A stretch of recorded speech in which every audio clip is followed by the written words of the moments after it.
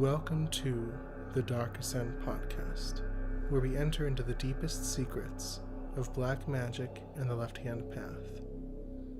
This is episode 9, Building a World of Thought Forms. To learn more about our work, please visit darkascent.org. Hi everyone and welcome to our podcast. I am Melektoth and I am here as always with my wife Elinara. Hello. No compliments this time. Oh, I'm sorry, I forgot about that. Forgot about that one. My wonderful wife Elinara. Aww. Now she has me trained, oh no. Anyway. Hey, happy wife, happy life. You just remember that. So, today's podcast is going to get a little bit technical. I'll try not to go too deep into it, just because we have limited time. Although, I don't know what that really means. And don't be offended if you don't get what he says, because he thinks that everyone, is on the same level that he is. Just yell at me if I go too far. Yeah, I will. Okay, good. But today we are talking about really several different things. That's just different forms of the same idea, and that is thought forms and spirits and gods and other beings, and really why we would choose to work with a particular being instead of, let's say, the law of attraction approach, which is still very valid, working with the entire universe, okay, and just letting the energy come to you. So what is the value, if there is a value, in working with a particular spirit, and how exactly does that work? Because that was a question that came up for me early on when I started evocation, was why would I do all this when I can easily just manifest? So, and that question took some time to get answered, but over time my understanding has gotten deeper, and so I have had some answers to this. But before we get to that point, I want to start out with really what I consider the building blocks of the universe, which is why I named the podcast episode what I did, which is thought forms. Thought forms to me are the building blocks of the universe. So let me just ask a hypothetical question before anything else. What if every thought you have ever thought was real? What if every thought you ever thought still existed on some plane in some universe, and not only still existed, but actually perpetuated itself? This is a very real concept in magic that we call thought forms.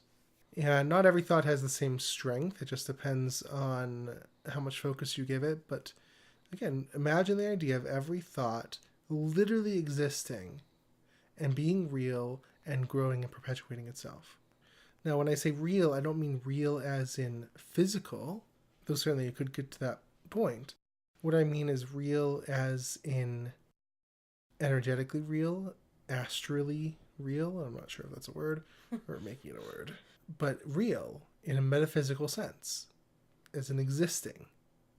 So remember how I've talked about the subjective universe. And in this subjective universe, everything is real, even though it's subjective. And we kind of think, oh, just because it's subjective, that means it's not real. In fact, I had someone post on my Facebook page recently, and I was talking about Hades. If you remember, do you remember this? Yeah.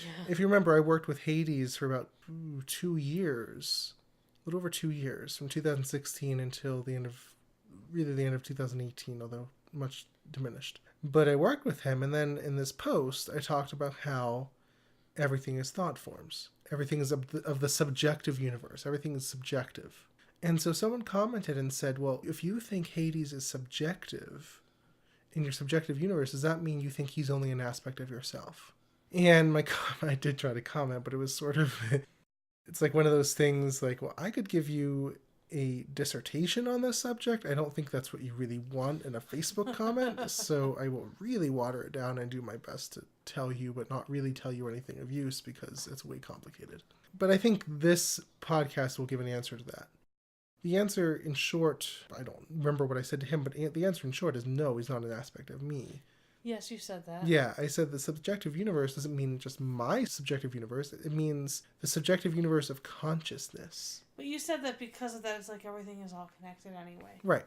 So what I said was that the subjective universe is related to consciousness, and that everything that's related to consciousness is subjective and has an influence on the objective reality of things, the objective universe. Right. So no, Hades is not an aspect of me as egoic me. Now, is Hades an aspect of me as in total me? Yes, absolutely. But that doesn't mean he's in my head. That's sort of the implication.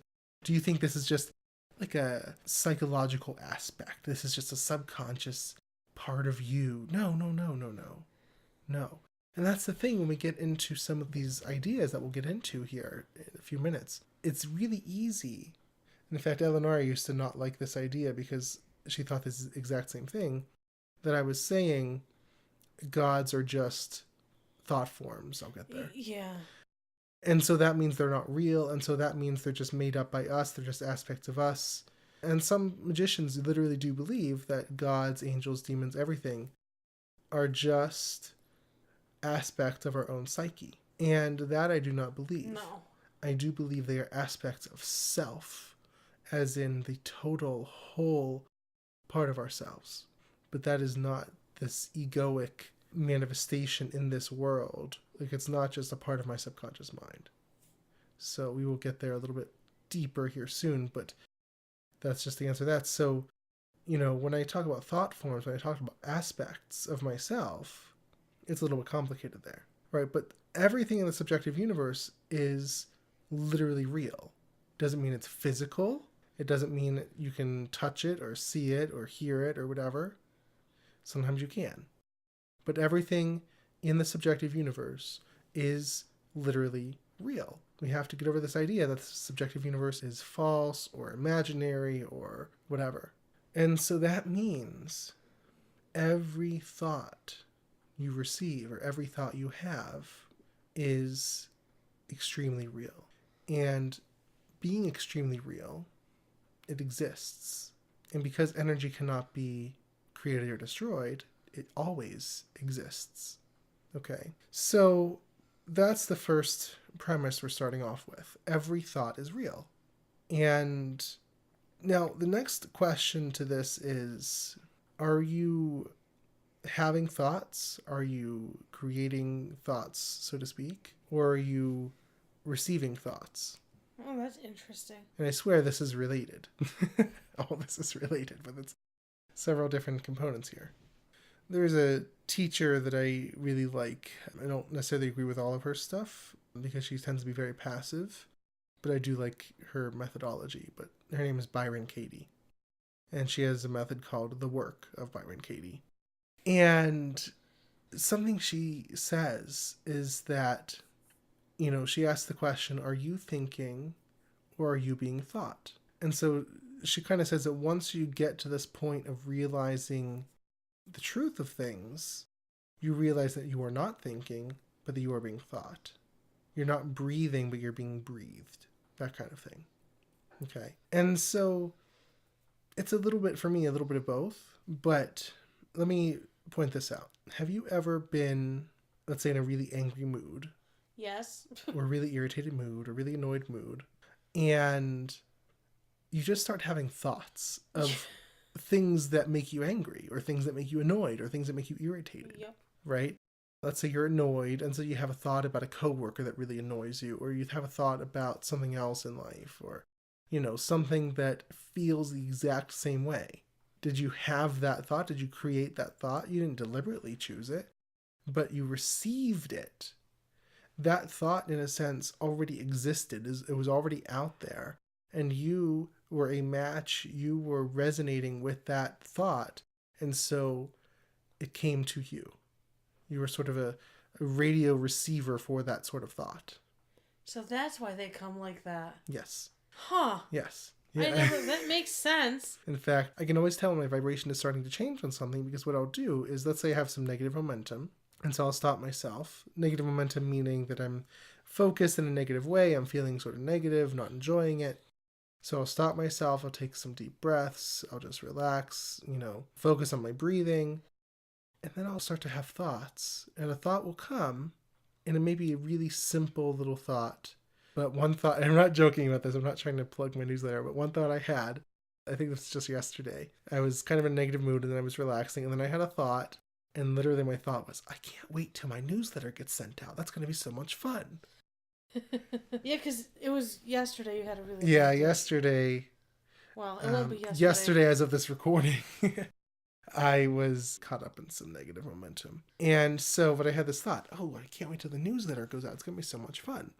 And I was like, wait a second. It will have already gone out, by the way. Yeah, sorry. Wait a second. I can't have received this thought unless I'm in a more positive state. So, hey, cool. And then once you have that going, it's easy because you can just focus on that thought. And yeah, it is fun to focus on that. And then more thoughts come. But did I create that thought? No, I wasn't even thinking about it. But that thought was out there. And when I was in the place for it to come, it came. I received it. I was tuned to that frequency. I was receiving that wavelength. And it came.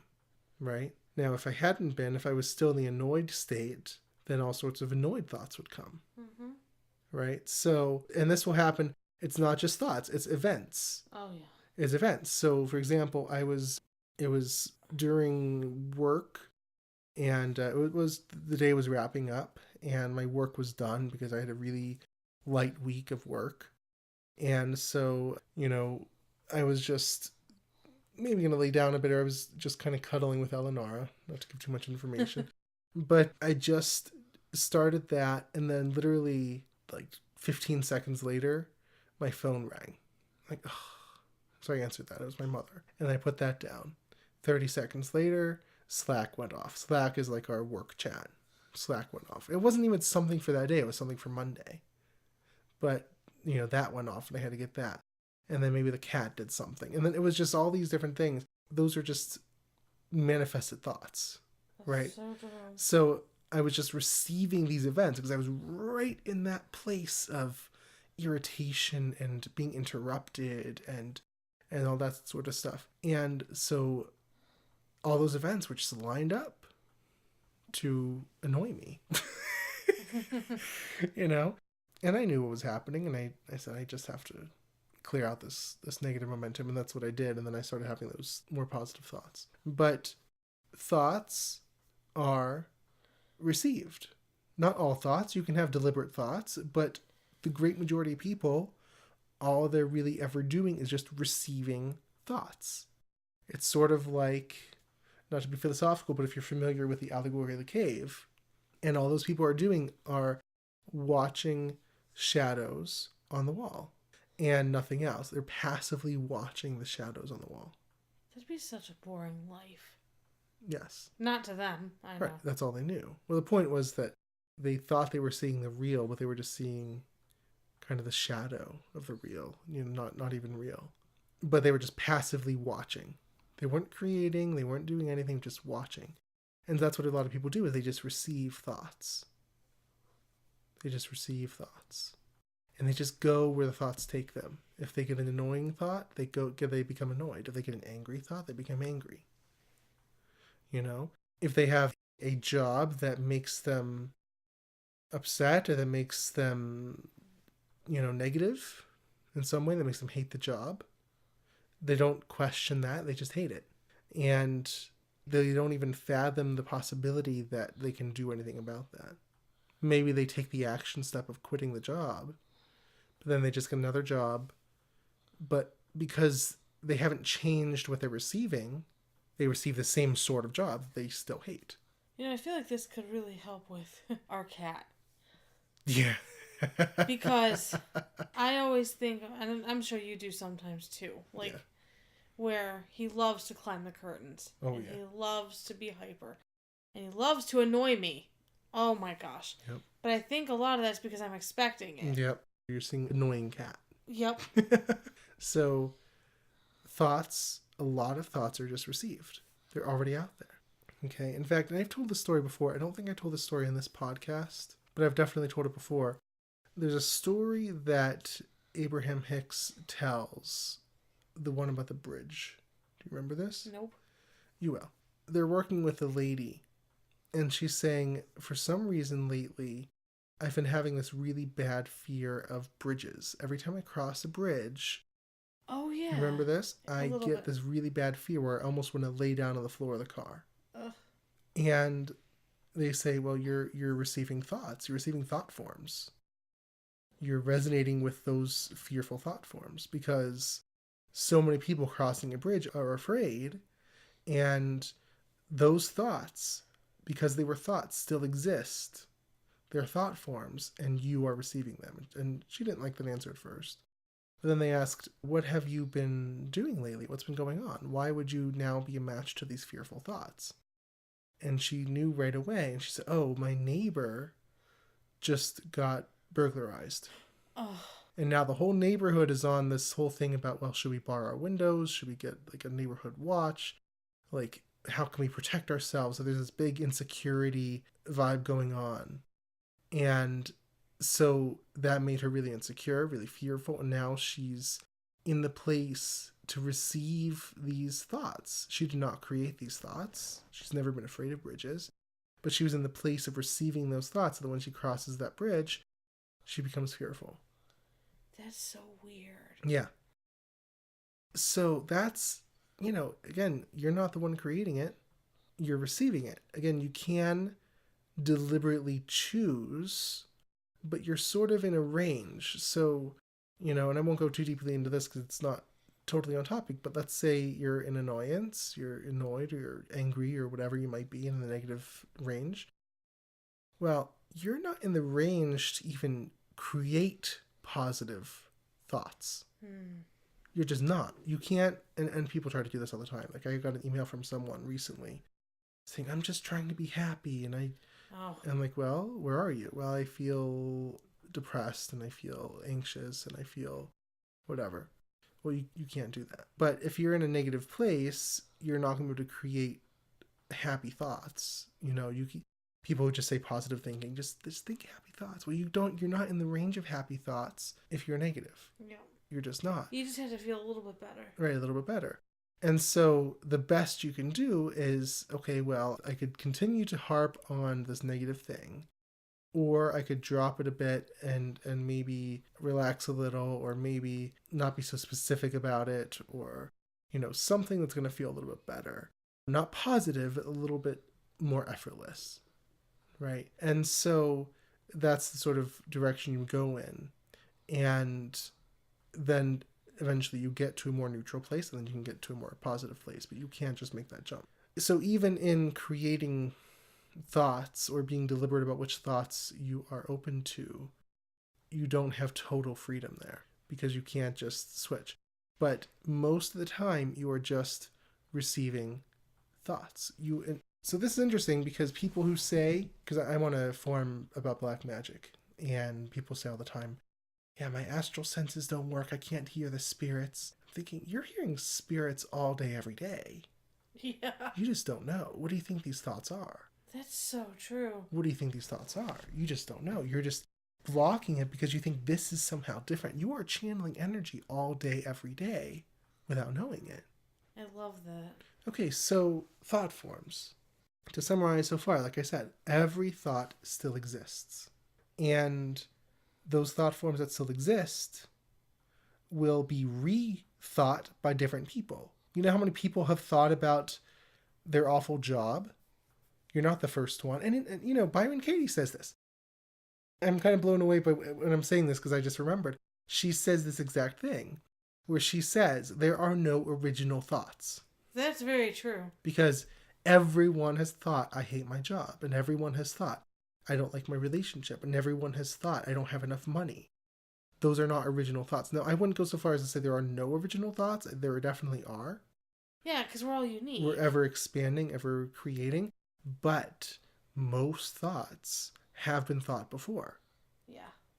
Right? Most thoughts are just recycled thought forms. Too bad you can't slay them. Yeah, but that's not possible because you can't you can't resist something and it go away. That doesn't work. That's true. You can just give less attention to it. Just don't be a match to it. Right. So most thoughts are not original. Most thoughts are just recycled thought forms, and as you rethink them, you give them power, and then another person receives them later. You can't receive them unless you're in the place that is attuned to them. You can sort of use a radio analogy there, like you're tuned into that sort of frequency that can receive those sorts of thoughts. But how many people have thought about hating their job or hating their relationship or not having enough money or, whatever? That's not a new concept, right? So you're not creating that thought. You're just receiving that thought. If you want to stop receiving that thought, you have to go somewhere else. So thought forms always exist. And the more people who think them, who focus on them, the stronger they get. Now let's talk about another concept, which is gods. Okay, and this will include, we'll get to like angels and demons and stuff, but let's say gods. So you have a culture. Let's take like the Greeks, because I know of their mythology the best. Okay, or the Romans or Egyptians or whoever. But let's take any culture, and they have gods and goddesses that represent different things. And so lots and lots and lots and lots of people focus on these gods having these sorts of personalities and doing these sorts of things and telling these stories over the generations. I mean, Homer, with the Iliad and everything else, created a lot of these. Yep. Right? I mean, we don't know if he created them or retold them, but I mean, he put them into poetic form and people retold it. And Plutarch, too. Yeah. Not too familiar with him. I don't remember. I just remember him a little bit. He wrote. But, these things are put into poems, and they got retold and retold and retold, and people focused on them.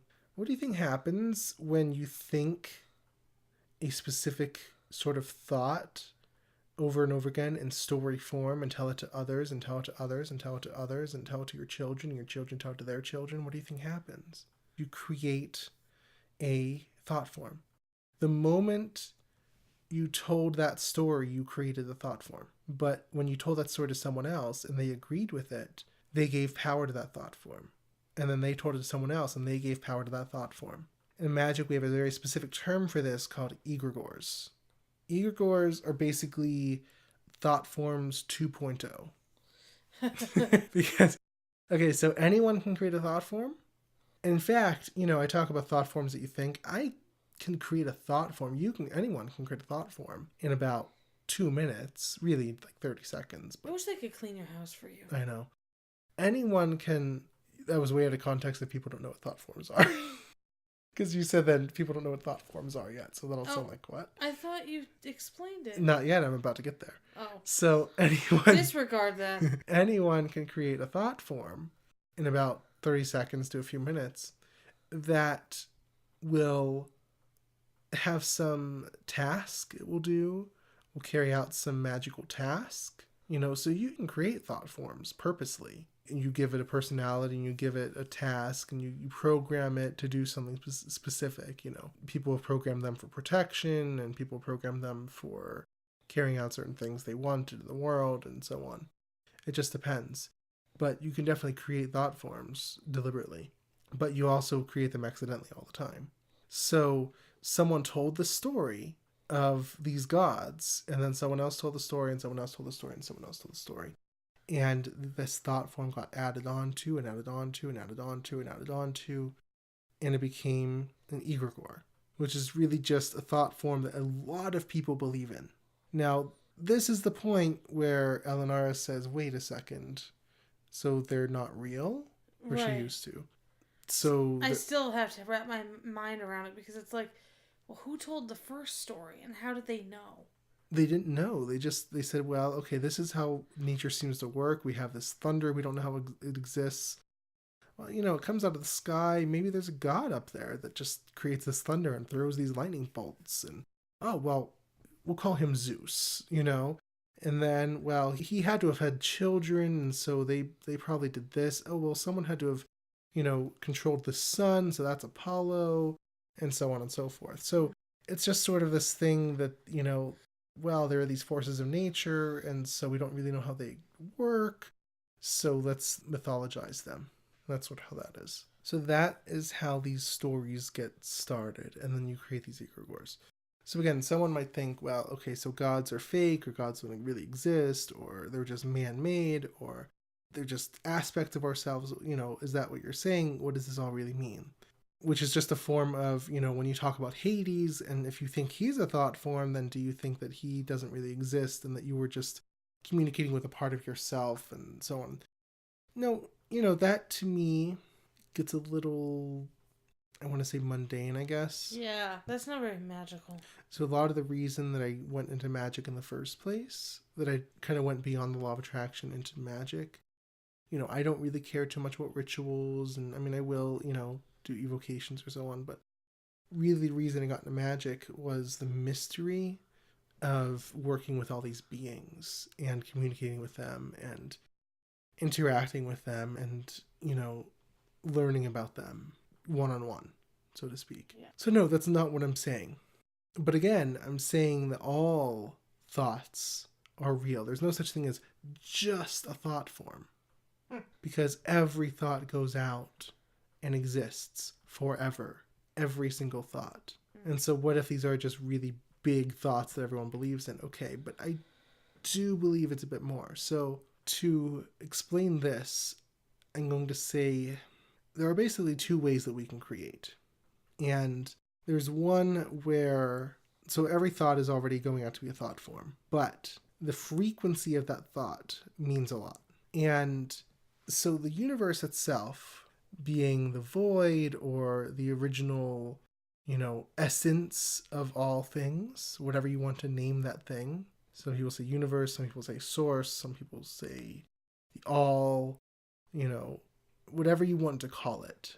The source of all things, the universe, etc., is absolutely, I don't want to say good. Good is too dualistic, but is cohesive, is even benevolent is a bit of a stretch for me, but it's a positive thing.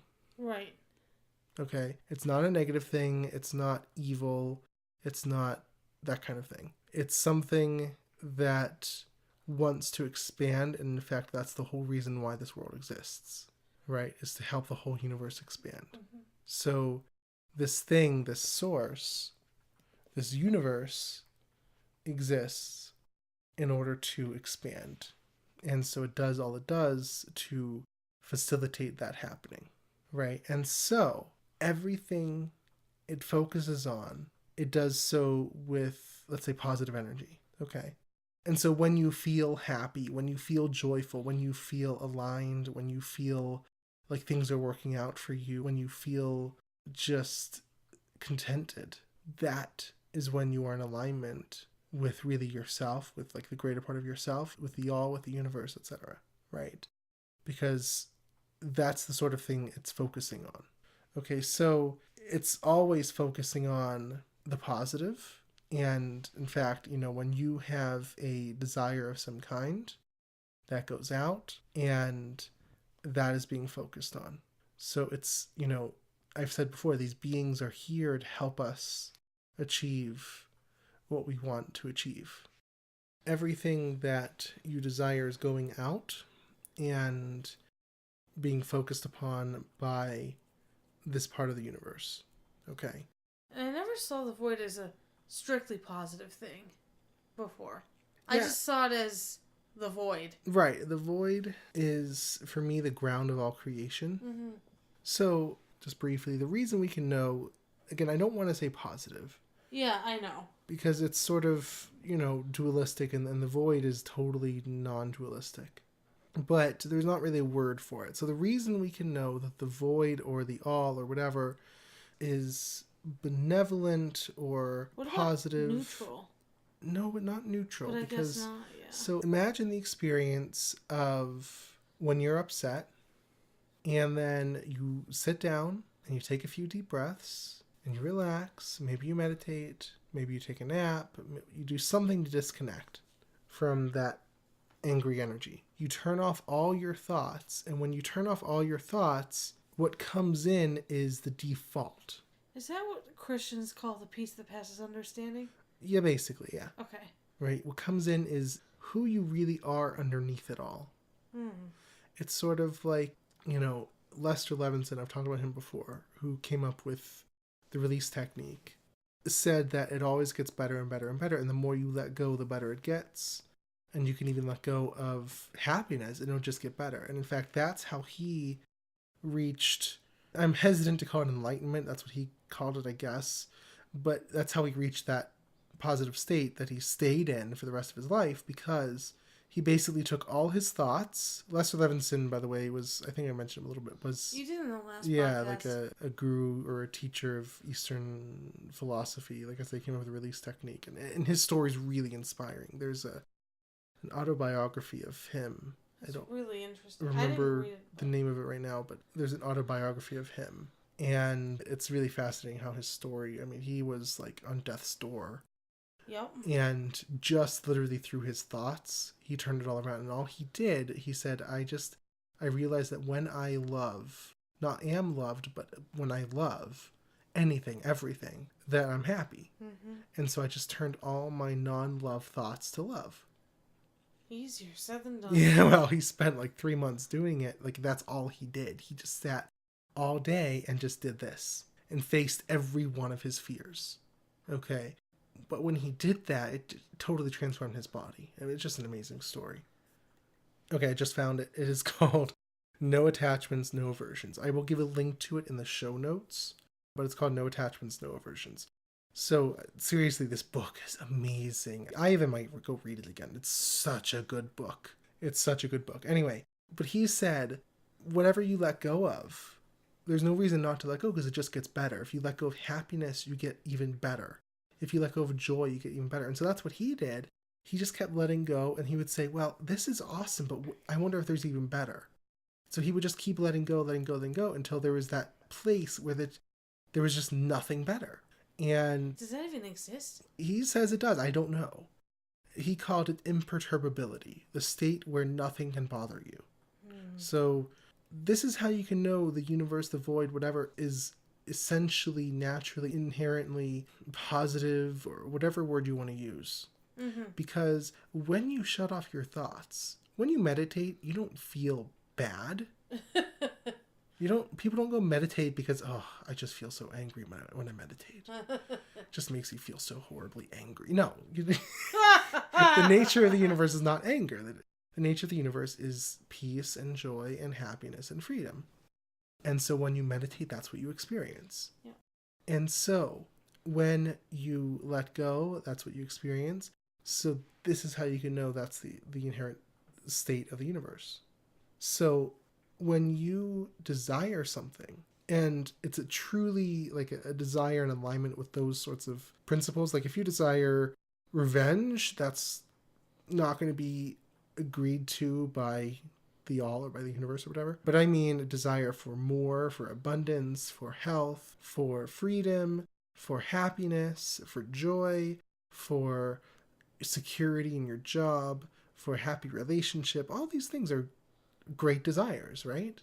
Of course. And so they are supported, by the universe because it naturally agrees with those things. That's what you desire. And really all desires are just really aspects or just specifics or manifestations of the inherent states of joy, peace, freedom, etc., and abundance. So people can curse other people then. But if it's not in alignment with the void, then how can they do it? So actually this is kind of answered by where I'm going, so thank you. Okay. I'm glad you asked that question because it's something I've thought about. So, again, this is where I'm going. So, the source, the universe, the all, the void, is inherently free, abundant, joyful, happy, whatever. It's all of those things. And so, that which it creates is likewise. And so, when you have a desire that is in alignment with that, when you think a thought that is in alignment with that, then the energy of that stream, of that flow of the universe, the Tao, will flow through you towards that desire, towards that thought. Mm-hmm. If you think, like when I thought, this newsletter is going to be so much fun, I can't wait till it goes out, that was my thought, because it felt good, my thought agreeing, resonating with the all, with the universe.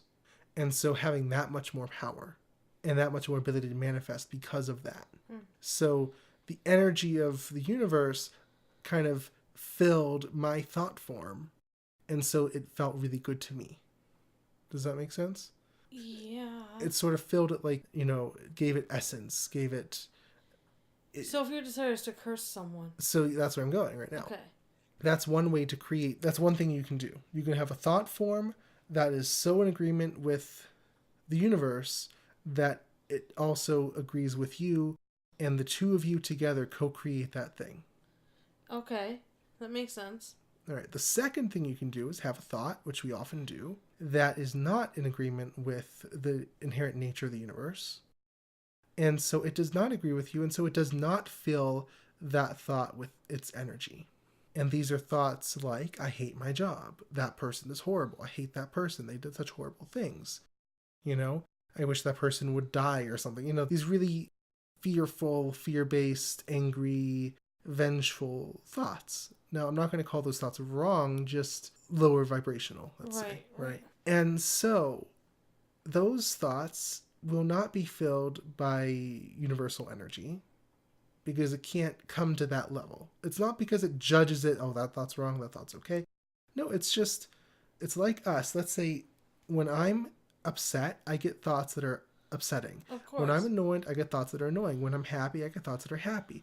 Well, the universe is always free, always abundant, always joyful, always expanding and growing.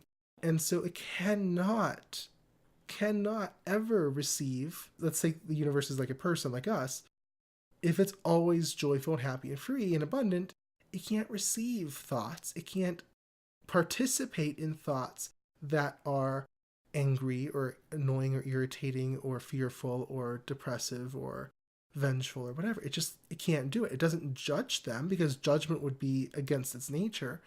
It just can't participate in those thoughts, right? Right. Because if it could, it wouldn't be in that high vibrational state. It wouldn't be what it naturally is. It can't leave its natural perspective. Right. Okay? Wow. It's just deep. Okay? Because the natural state of the universe is abundance and freedom and joy, it cannot attract thoughts. It cannot receive, just like we receive thoughts. It cannot do that. It can't receive thoughts that are less than that. So when we think, I hate this person, or I hate this situation, I hate this job, I'm angry, I'm upset, I'm annoyed, I'm irritated, I'm depressed, I'm fearful, the universe, it doesn't judge that. It just can't see it. It can't participate in it because that's not what it is. Right. We are shutting ourselves down.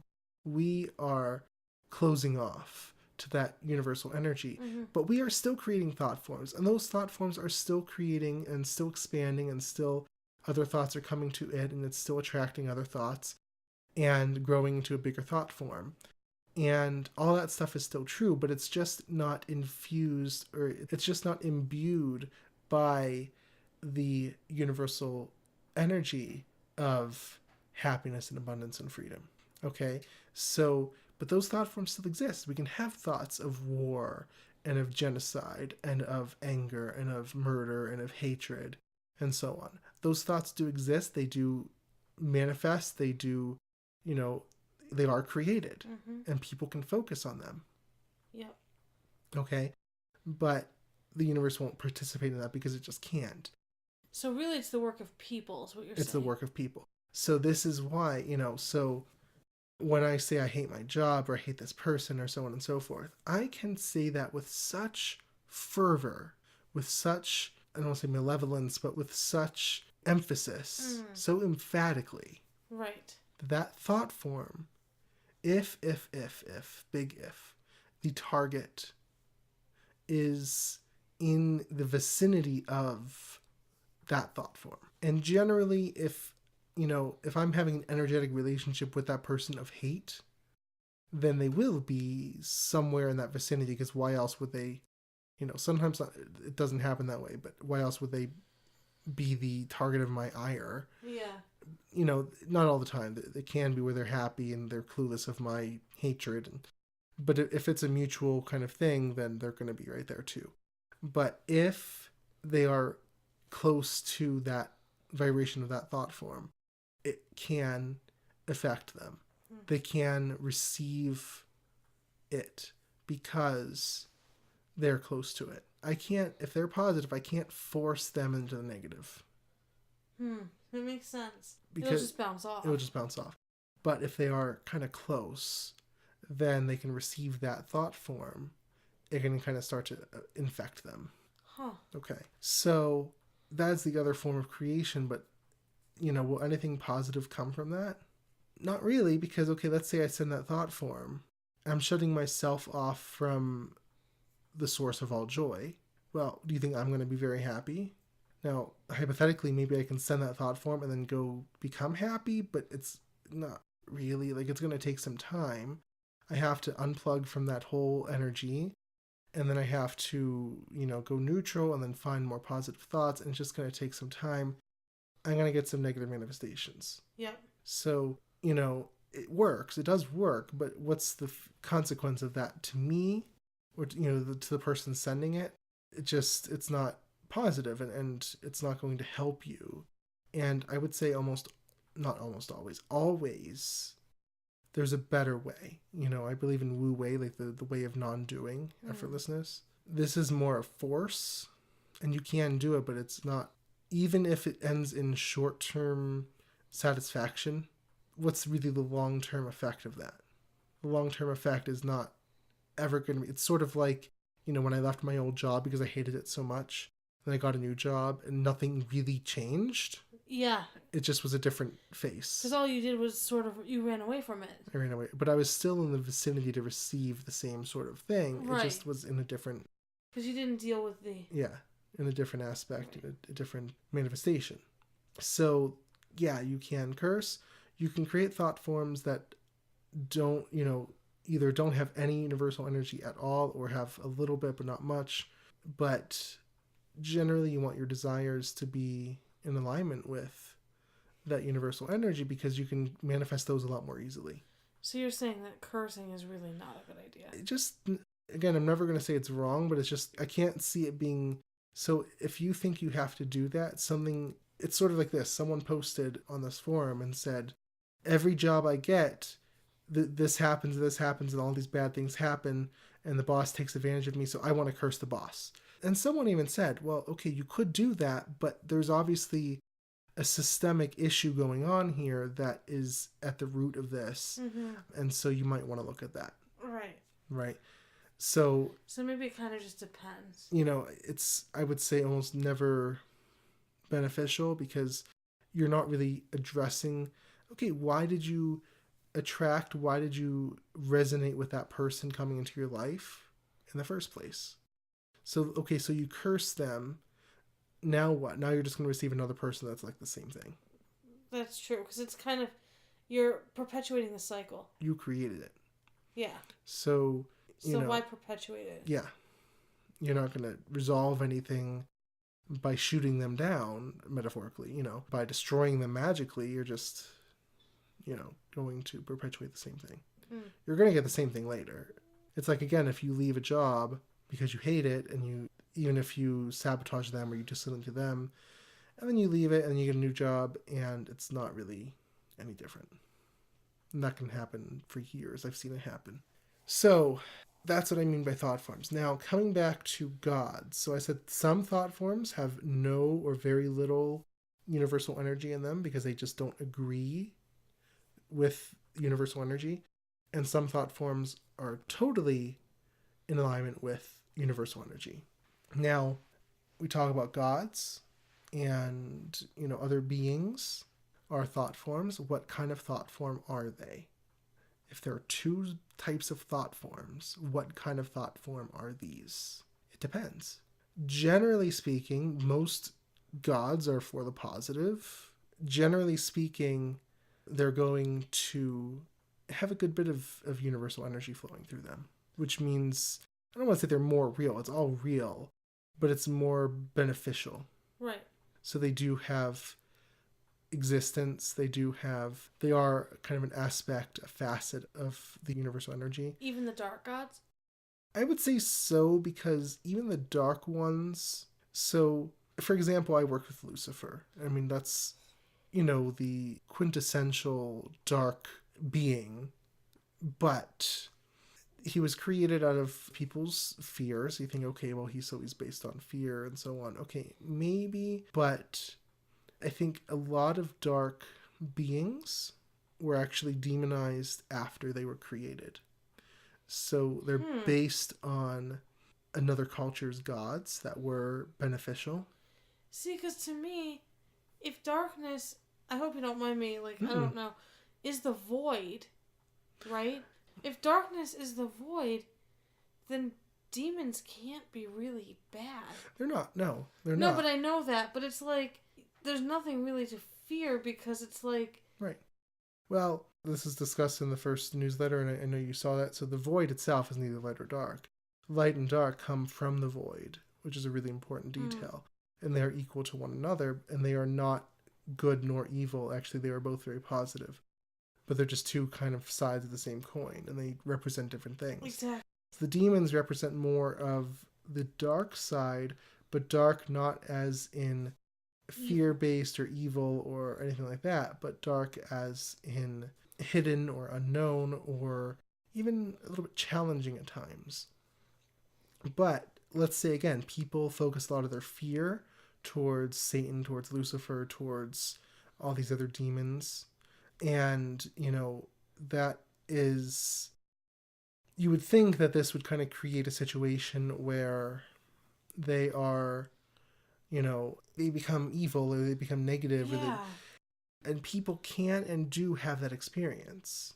Yeah, they do. And you watch all these shows, I don't know how true they are, like Paranormal State or A Haunting, where they make them out to be these monsters. Oh yeah, people can and do have that experience. They expect that. Yep. But two things. Number one, generally these beings were gods first, and then demonized later from another culture. And number two is that what they represent is naturally sort of fear-based to people, or people naturally fear the darkness because it does sort of challenge them. It can make you feel uncomfortable. And so, they naturally fear these things. But also, to certain people, to some people, they do represent freedom and knowledge. I mean, so for example, the serpent gave knowledge, or offered knowledge to Adam and Eve. Or Prometheus gave fire to mankind. You have these motifs. So they represent freedom and expansion and going beyond our limits. And so it just sort of depends on your perspective. Certainly you can, and this is sort of the final thing on this. So every god, Zeus had certainly negative aspects. Those negative aspects were just thought forms. Yeah. Different aspects of the thought form. His essence, I know people who work with Zeus. I haven't really myself. His essence, because it is filled with universal energy, is still positive.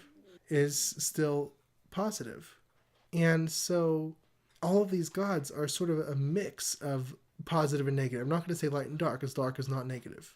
Well, and not only that, but, when you worked with Hades, you were surprised how kind he was. Yeah, because I think I always sort of connected with the essence, not with the negative thought form parts that people might associate. Yeah. So these beings are sort of two aspects. There's the thought form part that is what people give them, and which is a mix of positive and negative. And then there's the real thing. There's the essence. So, the metaphor, in fact, I asked Lucifer this very question just earlier today. This is the final question I was trying to get an answer to. And I said, so why are gods sort of a mix of positive and negative? And are they thought forms, or what are they? And here's what he told me. He said, spirits are a composite of energy and form, just like humans. But the form is made of the thought of humans, and the energy comes from source, or the universe, or the void, or whatever you want to call it. A spirit is energy clothed with form, much as a wave in the ocean is water clothed in the form of a wave. So, in other words, water is indistinct from the ocean, but when it becomes a wave, when you have a wave coming up on the shore, it becomes the ocean. It's distinct. It's a wave. It's separate for that moment, but it's just water. Yeah. But it's what makes the ocean, because... Exactly. So a spirit, a god, a demon, an angel, is just energy from the universe, so like the water from the ocean, clothed in the thought forms given to it by mankind, humanity. And it can just as easily melt back into the all, into the universe. Okay, it just depends. So that little piece of it kind of clicked into place, and I thought, okay, so I can work with the essence. So Lucifer, lots and lots of people have focused on him in a fear-based sort of way, but plenty of people have also focused on him in a more positive, more, not light, but it's still dark, but more positive way. Of freedom and of knowledge and of those sorts of things. And so his essence is still a match to that universal energy. Okay. Now, there's lots more I want to say on this, but I think what we're going to do is make this another podcast. I think so too. So we're going to make this another podcast, which is basically, as I said in the beginning, so why would you work with a spirit or a god or a demon or an angel over just everything? So today answered what are thought forms, what are gods, what are angels, what are demons. Angels, the same sort of idea. And I can elucidate that a little bit more next time too. But, this one answered just what are these things? What are thoughts? What are thought forms? What are egregores? Are they really real? Are they not real? That kind of thing. I still want to answer, why might you want to work with them? What's the point? Okay. And so we will get to that in next week's podcast because there's a lot more here to unpack, I think. And it's just, I'm here trying to wind down. Like, it's not winding down. There's still, I could go for another hour on this. So we will make this next week's podcast. So, I hope that's clear to you. I will try to, if anything's unclear, I'll try to make it a little more clear next week. It's just I was trying to wind things down a little bit here towards the end. But, if it is unclear, then I'll try to clarify that. And we will go deeper into this topic next week. I think that'll be exciting. That'll be fun. So I really do hope you enjoyed this. And we do talk about these topics a lot more deeply in the newsletters. So just a plug again. If you want to go even deeper with all this stuff, the Circle of Darkness is our monthly print newsletter that really goes into the metaphysics and the philosophy and the practice of putting all this into practical application in your life. And so that's, if you do want to go there, then you can check out the Circle of Darkness. Just go to darkascent.org/circle.